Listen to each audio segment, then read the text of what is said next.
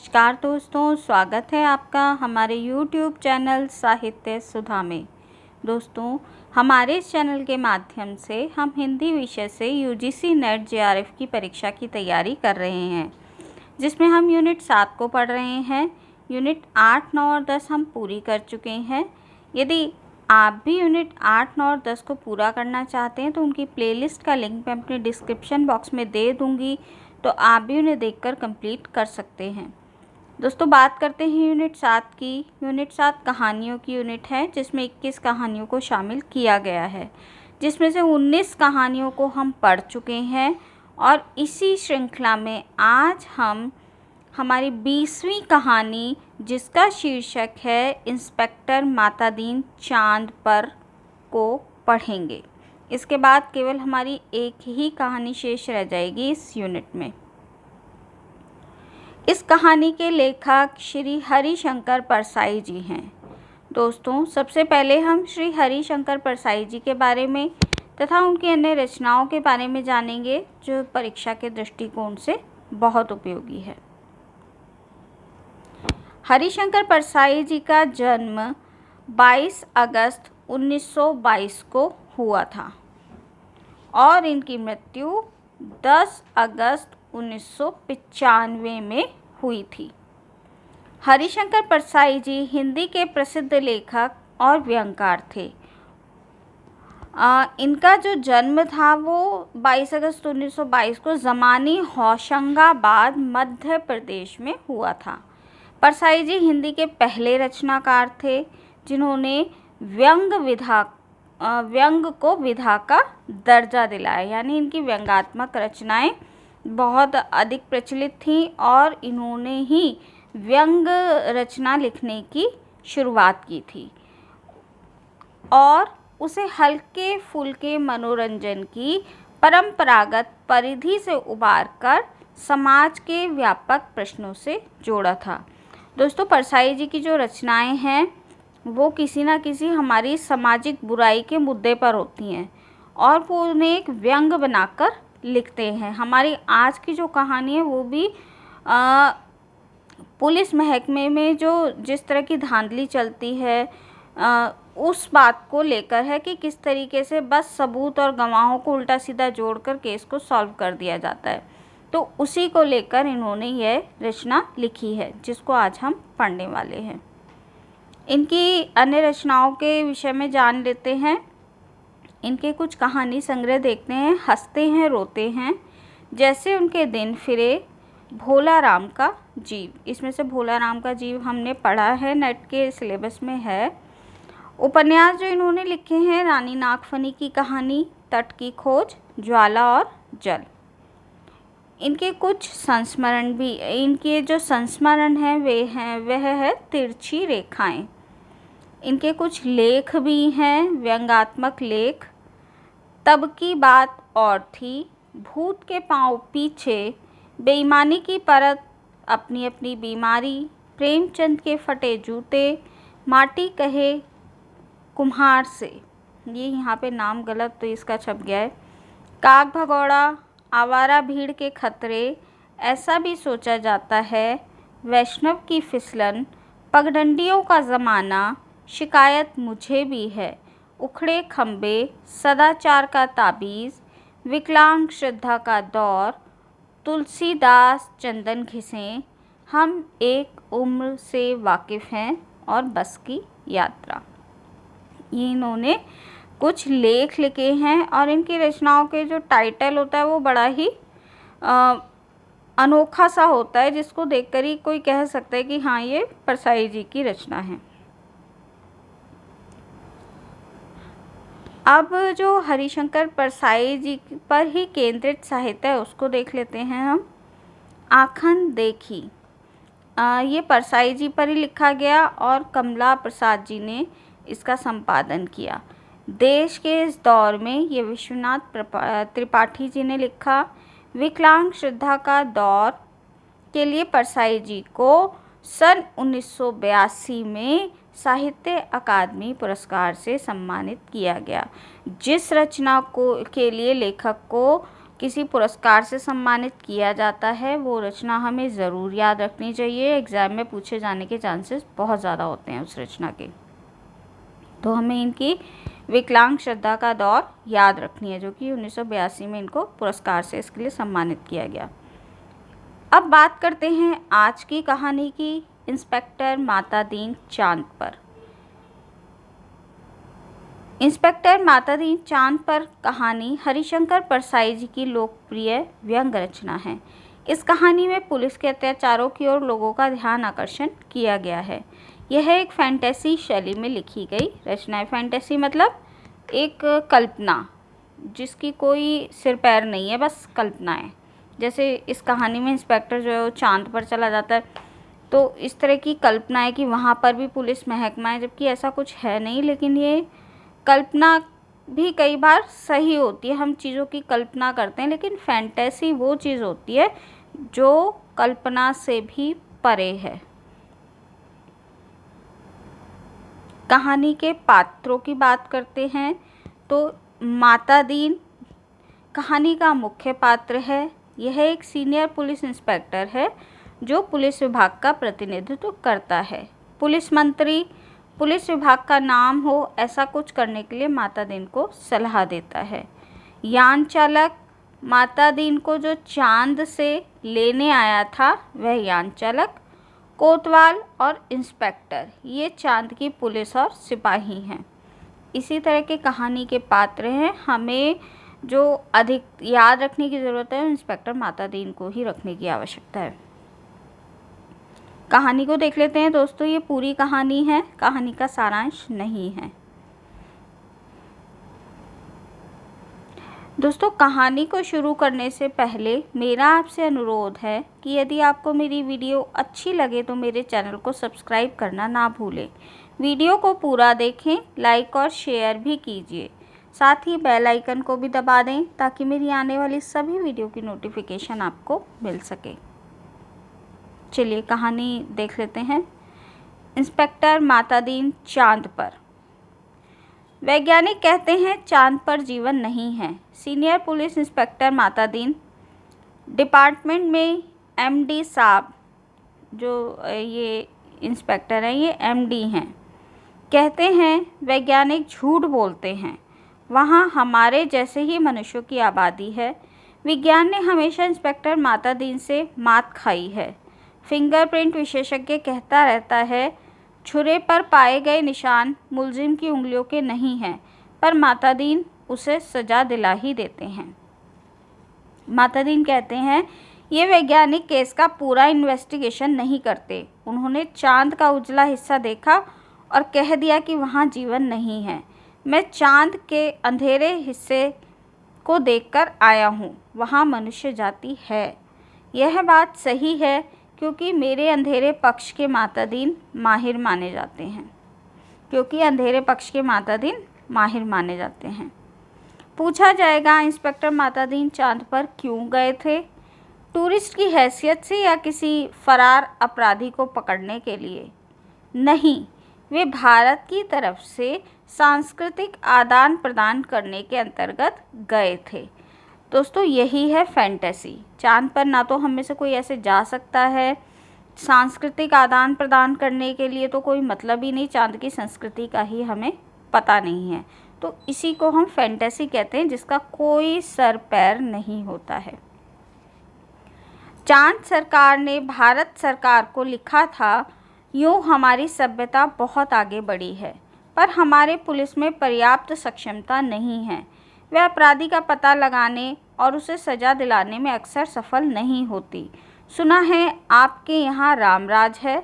मेहरबानी करके किसी पुलिस अफसर को हमारे यहाँ भेजें जो हमारी पुलिस को शिक्षित कर दे। ऐसा चांद सरकार ने भारत सरकार को पत्र लिखा था। गृह मंत्री ने सचिव से कहा किसी आईजी को भेज दो। सचिव ने कहा नहीं सर, आईजी नहीं भेजा जा सकता, प्रोटोकॉल का सवाल है। चांद हमारा एक क्षुद्र उपग्रह है, आईजी के रैंक के आदमी को नहीं भेजेंगे, किसी सीनियर को भेज देता हूँ। तय किया गया कि हज़ारों मामलों की इन्वेस्टिगेटिंग ऑफिसर सीनियर इंस्पेक्टर माता दीन को भेज दिया जाए। चांद की सरकार को लिख दिया गया कि आप माता दीन को लेने के लिए पृथ्वी पर यान भेज दीजिए। पुलिस मंत्री ने माता दीन को बुलाकर कहा, तुम भारतीय पुलिस की उज्जवल परंपरा के दूत की हैसियत से जा रहे हो। ऐसा काम करना कि सारे अंतरिक्ष में डिपार्टमेंट की जय जयकार हो, कि पीएम यानी प्रधानमंत्री को भी सुनाई पड़ जाए। माता दीन की यात्रा का दिन आ गया। एक यान अंतरिक्ष अड्डे पर उतरा। माता दीन सबसे विदा लेकर यान की तरफ बढ़े। वे धीरे धीरे कहते जा रहे थे, प्रिविसी नगर कीजिए सब काजा, हृदय राखी कौशलपुर राजा। ये वे सबसे बोल रहे थे।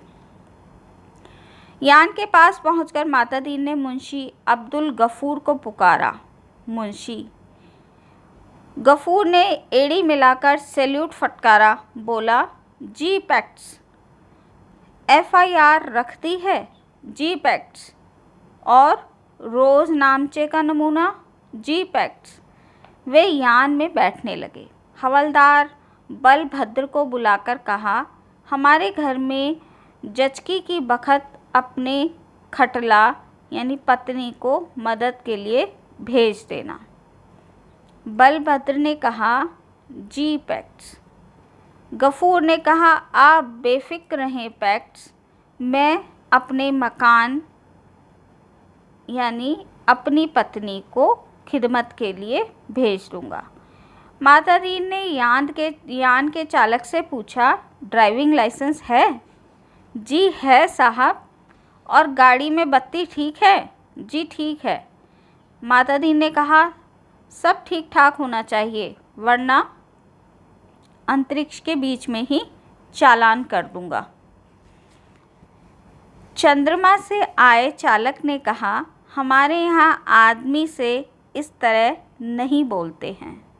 यानी यहाँ पर माता दी ने गाली दी, तो चंद्रमा से जो यान चालक आए थे उन्हें बुरा लगा और उन्होंने कहा, हमारे यहाँ इस तरह से गाली देकर बात नहीं करते हैं। माता दी ने कहा, जानता हूँ बे, तुम्हारी पुलिस कमज़ोर है, मैं अभी उसे ठीक करता हूँ। माता दी यान में कदम रख ही रहे थे कि हवलदार रामस जीवन भागता हुआ आया और बोला, पैक्ट्सा SP साहब के घर में से कहे हैं कि चांद से एड़ी चमकाने का पत्थर लेते आना। माता दीन खुश हुए, बोले, कह देना बाई साहब से ज़रूर ले आऊँगा। वे यान में बैठे और यान उड़ चला। पृथ्वी के वायुमंडल से यान बाहर निकला ही था कि माता दीन ने चालक से कहा, अबे हॉर्न क्यों नहीं बजाता? चालक ने जवाब दिया, आसपास लाखों मील में कुछ है ही नहीं। माता दीन ने डांटा, मगर रूल इज़ रूल, हॉर्न बजाता चल। चालक अंतरिक्ष में हॉर्न बजाता हुआ यान को चांद पर उतार लाया। अंतरिक्ष अड्डे पर पुलिस अधिकारी माता दीन के स्वागत के लिए खड़े थे। माता दीन रौब से उतरे और उन सब अफसरों के कंधों पर नज़र डाली। वहाँ किसी के स्टार नहीं अफसरों नहीं थे, यानी वहाँ के जो इंस्पेक्टर्स थे, अफसर थे, उनके कंधों पर किसी भी प्रकार के स्टार नहीं लगे हुए थे।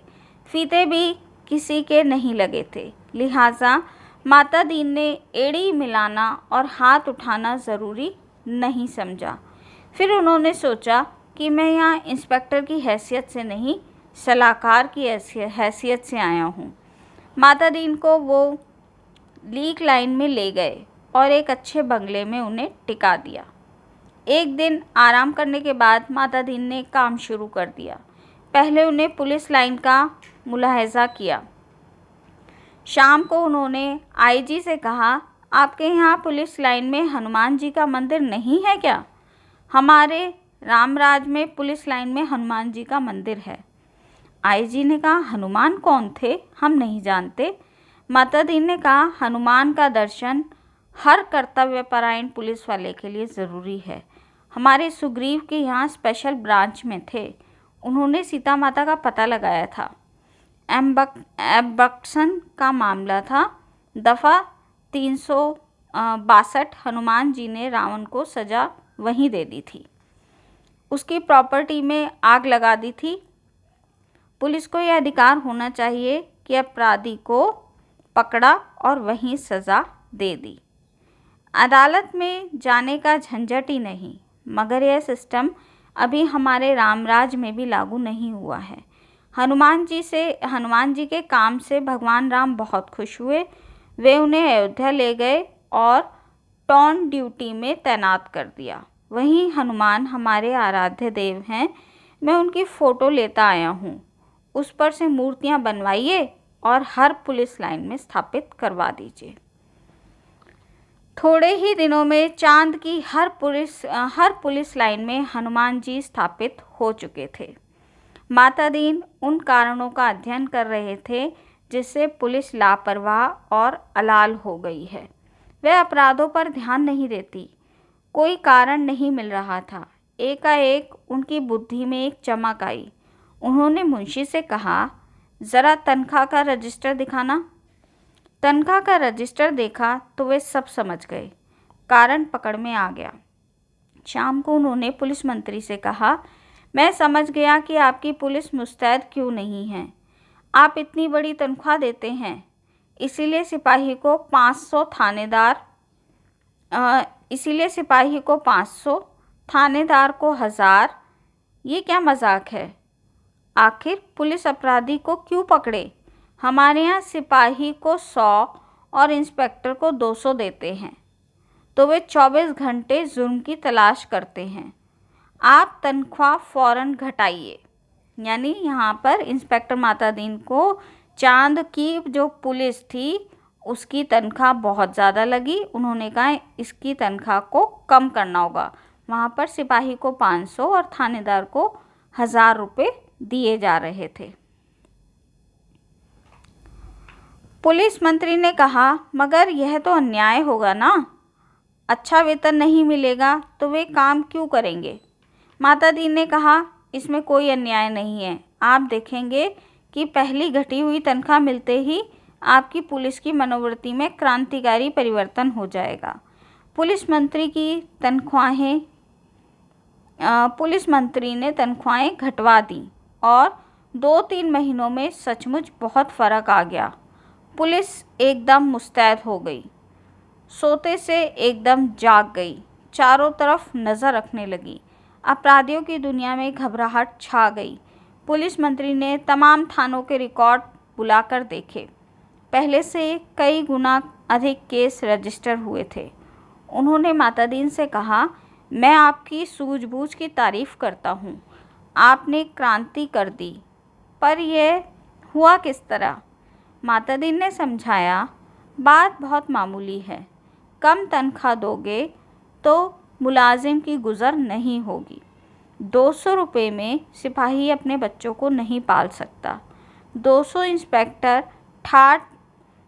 में इंस्पेक्टर ठाट बाट मेंटेन नहीं कर सकता। उसे ऊपरी आमदनी करनी पड़ेगी और ऊपरी आमदनी तभी होगी जब वह अपराधी पकड़ेगा। गरज की वह अपराधों पर नज़र रखेगा, सचेत, कर्तव्यपरायण और मुस्तैद हो जाएगा। हमारे रामराज के स्वच्छ और सक्षम प्रशासन का यही रहस्य है। चंद्रलोक में इस चमत्कार की खबर फैल गई। लोग माता दीन को देखने के लिए आने लगे। वह आदमी कैसा है जो तनख्वाह कम करके सक्षमता ला देता है? पुलिस के लोग भी खुश थे। वे कहते, गुरु आप इधर ना पधारते तो हम सभी कोरी तनख्वाह में ही गुजारा करते। सरकार भी खुश थी कि मुनाफे का बजट बनाने वाला था। आधी समस्या हल हो गई। पुलिस अपराधी पकड़ने लगी थी। अब मामले की जांच विधि में सुधार करना रह गया था। अपराधी को पकड़ने के बाद उसे सज़ा दिलाना। माता दीन इंतजार कर रहे थे कि कोई बड़ा केस हो जाए तो नमूने के तौर पर उसका इन्वेस्टिगेशन करके बताएं। एक दिन आपसी मारपीट में एक आदमी मारा गया। माता दीन कोतवाली में आकर बैठ गए और बोले, नमूने के लिए इस केस का इन्वेस्टिगेशन मैं करता हूँ, आप लोग सीखिए। यह कत्ल का केस है। कत्ल के केस में एविडेंस बहुत पक्का होना चाहिए। कोतवाल ने कहा, पहले कातिल का पता लगाया जाएगा, तभी तो एविडेंस इकट्ठा किया जाएगा। माता दीन ने कहा, नहीं, उल्टे मत चलो, पहले एविडेंस देखो। क्या कहीं खून मिला, किसी के कपड़ों पर या और कहीं? एक इंस्पेक्टर ने कहा, हाँ, मारने वाले तो भाग गए थे, मृतक सड़क पर बेहोश पड़ा था। एक भला आदमी वहाँ रहता है, उसने उठाकर अस्पताल भेजा था। उस भले आदमी के कपड़ों पर खून के दाग लग गए हैं।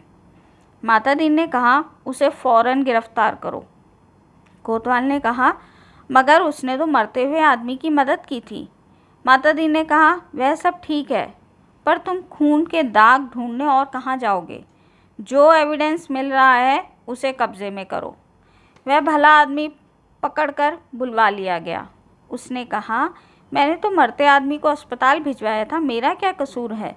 चांद की पुलिस उसकी बात से एकदम प्रभावित हुई। माता दीन प्रभावित नहीं हुए। सारा पुलिस महकमा उत्सुक था कि अब माता दीन क्या तर्क निकालते हैं। माता दीन ने उससे कहा, पर तुम झगड़े की जगह गए क्यों? उसने जवाब दिया, मैं झगड़े की जगह नहीं गया, मेरा वहाँ मकान है, झगड़ा मेरे मकान के ही सामने हुआ था। अब फिर माता दीन की प्रतिभा की परीक्षा थी। सारा महकमा उत्सुकता से देख रहा था। माता दीन ने कहा, मकान तो ठीक है, पर मैं पूछता हूँ, झगड़े की जगह जाना ही क्यों? इस तर्क का कोई जवाब नहीं था। वह बार बार कहता, मैं झगड़े की जगह नहीं गया, वहाँ मेरा मकान है। माता दीन ने उसे जवाब देते हुए कहा, सो ठीक है, पर झगड़े की जगह जाना ही क्यों? इस तर्क की प्रणाली से पुलिस के लोग बहुत प्रभावित हुए। अब माता दीन ने इन्वेस्टिगेशन का सिद्धांत समझाया। देखो, आदमी मारा गया है तो यह पक्का है कि किसी ने उसे ज़रूर मारा है, कोई तो कातिल है, किसी को सज़ा होनी है। सवाल है, सज़ा किसे होगी? पुलिस के लिए यह सवाल इतना महत्व नहीं रखता जितना यह सवाल कि जुर्म किस पर साबित हो सकता है या किस पर साबित होना चाहिए। कत्ल हुआ है तो किसी मनुष्य को तो सज़ा होगी ही, मारने वाले को होती है या बेकसूर को, यह अपने सोचने की बात है। मनुष्य सब बराबर हैं, सब के सब उसी परमात्मा का अंश हैं। हम भेदभाव किसी में नहीं करेंगे। यह पुलिस का मानवतावाद है। दूसरा सवाल यह है कि किस पर जुर्म साबित होना चाहिए। इस पर निर्णय इन सब बातों से होगा। क्या वह आदमी पुलिस के रास्ते में आता है? क्या उसे सज़ा दिलाने से ऊपर के लोग खुश हो जाएंगे? माता दीन को बताया गया कि वह आदमी भला है, पर पुलिस अन्याय करे तो विरोध करता है। जहाँ तक ऊपर के लोगों का सवाल है, वह वर्तमान सरकार की विरोधी राजनीति वाला है। माता दीन ने टेबल ठोंक कर कहा, फर्स्ट क्लास केस, पक्का एविडेंस और ऊपर का सपोर्ट। एक इंस्पेक्टर ने कहा, पर हमारे गले यह बात नहीं उतरती कि एक निरपराध भले आदमी को सज़ा दिलाई जाए। माता दीन ने समझाया, देखो, मैं समझा चुका हूँ कि उस सब ईश्वर के अंश हैं। सज़ा इसे हो या कातिल को, फांसी पर तो ईश्वर ही चढ़ेगा ना। फिर तुम्हें कपड़ों पर खून मिल रहा है, इसे छोड़कर तुम ढूंढते कहाँ फिरोगे और खून को? तुम तो भरो एफआईआर। माता दीन ने एफआईआर भरवा दी, बखत जरूरी के लिए खाली जगह छोड़वा दी। दूसरे दिन पुलिस कोतवाल ने कहा, गुरुदेव, हमारी तो बड़ी आफत है। तमाम भले आदमी आते हैं और कहते हैं, उस बेचारे बेकसूर को क्यों फंसा रहे हो? ऐसा तो चंद्रलोक में कभी नहीं हुआ था। बताइए, हम क्या जवाब दें? हम तो बहुत शर्मिंदा हैं। माता दीन ने कोतवाल से कहा, घबराओ मत। शुरू में इस काम में आदमी को शर्म आती है। आगे जब तुम सीख जाओगे तो तुम्हें बेकसूर को छोड़ने में शर्म आएगी। हर चीज़ का जवाब है। अब आपके पास जो आए उससे कह दो, हम जानते हैं कि वह निर्दोष हैं, पर हम क्या करें, यह सब ऊपर से हो रहा है। कोतवाल ने कहा, तब वे एसपी के पास जाएंगे। मातादीन बोले, एसपी से भी कह दें कि ऊपर से हो रहा है। तब वे आईजी के पास शिकायत लेकर जाएंगे। आईजी से भी कहें ऊपर से हो रहा है। तब वे लोग मंत्री के पास जाएंगे। पुलिस मंत्री भी कहेंगे, मैं क्या करूं, यह सब ऊपर से हो रहा है। तो वे प्रधानमंत्री के पास जाएंगे। प्रधानमंत्री भी कहें, मैं जानता हूं वह निर्दोष है, पर यह सब ऊपर से हो रहा है। कोतवाल ने कहा, तब वे मातादीन ने कहा, तब वे किसके पास जाएंगे? भगवान के पास? भगवान के पास ना, मगर भगवान से पूछकर कौन लौट सकता है? कोतवाल चुप रह गया। वह इस महान प्रतिभा से चमत्कृत था। मातादीन ने कहा, एक मुहावरा ऊपर से हो रहा है हमारे देश में 25 सालों से सरकार को बचा रखा है, तुम इसे बिल्कुल सीख लो। केस की तैयारी होने लगी। मातादीन ने कहा, अब 4-6 चश्मदीद गवाह लाओ। कोतवाल, चश्मदीद गवाह कैसे मिलेंगे? जब किसी ने उसे मारते हुए देखा ही नहीं, तो गवाही कोई कैसे देगा? मातादीन ने सर ठोंक लिया। किन बेवकूफ़ों के बीच में फंसा दिया गवर्नमेंट ने, इन्हें तो ABCD भी नहीं आती। झल्ला कर कहा, चश्मदीद गवाह किसे कहते हैं जानते हो? चश्मदीद गवाह वह नहीं है जो देखें, बल्कि वह हैं जो कहें कि मैंने देखा है। कोतवाल ने कहा, ऐसा कोई क्यों करेगा और क्यों कहेगा? मातादीन ने कहा, कहेगा? समझ में नहीं आता, कैसे डिपार्टमेंट चलाते हो? अरे, चश्मदीद गवाहों की लिस्ट पुलिस के पास पहले से ही रहती है। जहाँ ज़रूरत हो उन्हें चश्मदीद गवाह बनाकर भेज दो। हमारे यहाँ ऐसे आदमी हैं जो साल में 300-400 वारदातों के चश्मदीद गवाह बन जाते हैं। हमारी अदालतें भी मान लेती हैं कि इस आदमी में कोई दैवीय शक्ति है, जिससे जान लेता है कि अमुक जगह वारदात होने वाली है और वहाँ पहले से पहुँच जाता है। मैं तुम्हें चश्मदीद गवाह बना कर देता हूँ। 8 से 10 उठाई गिरोह को बुला लाओ, जो चोरी, मारपीट, गुंडागर्दी करते हों, या जुआ खिलाते हों, या शराब उतारते हों। दूसरे दिन शहर के 8 से 10 नवरत्न कोतवाली में हाजिर किए गए। उन्हें देखकर मातादीन गदगद हो गए। बहुत दिन हो गए थे ऐसे लोगों को देखे हुए। वह इसलिए बड़ा सूना सूना लग रहा था। मातादीन का प्रेम उमड़ पड़ा। उनसे कहा, तुम लोगों ने उस आदमी को लाठी से मारते देखा था ना? वे बोले, नहीं देखा साहब, हम तो वहाँ थे ही नहीं। मातादीन जानते थे कि यह पहला मौका है।